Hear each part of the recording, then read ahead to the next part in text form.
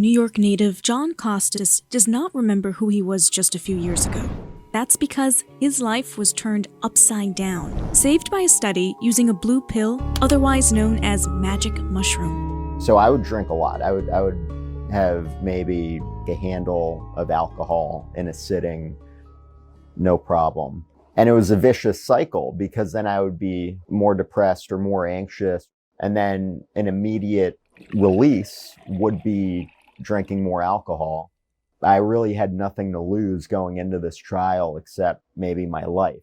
Jon suffered from alcohol use disorder since he was 16 years old. After a decade of searching for answers, Jon happened upon a trial looking for participants to take a chance on psilocybin, a naturally occurring psychedelic compound from a mushroom.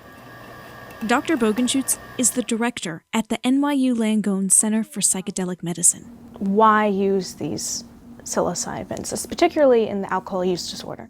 Psilocybin have a number of interesting properties that give them potential to have therapeutic effects in treatment of addictions and a number of other psychiatric disorders. They're best known for their immediate psychoactive effects. They're called hallucinogens, but they don't generally cause hallucinogens per se so much as profound changes in how people experience the world.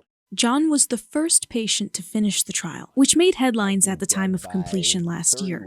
The study paired measured doses of psilocybin with psychotherapy. The results showed that over 80% of who were given the psychedelic treatment drastically reduced drinking. Talk to me about the psilocybin experience you had. So I had 3 psilocybin sessions, and I think the first or the second session saw this glass liquor bottle in the middle of the desert, and then all of a sudden the glass bottle disintegrated into the sand.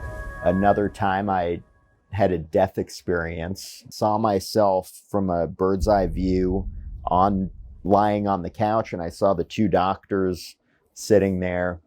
This isn't like a new chapter. This is like a new book. A year later, Jon flipped the script entirely, completely sober and now dedicating his life to supporting psychedelic research. This has made a lasting impression to you, not just with battling alcohol use disorder, but you're currently working on spreading this word. So talk to me about that. I wouldn't be doing this if it were anything short of saving my life. I dedicated my whole life now to trying to make this research and this treatment accessible and affordable for everyone that could benefit from it. Jon founded Apollo Pact, a first ever patient-driven organization advocating for federal funding for psychedelic-assisted therapy.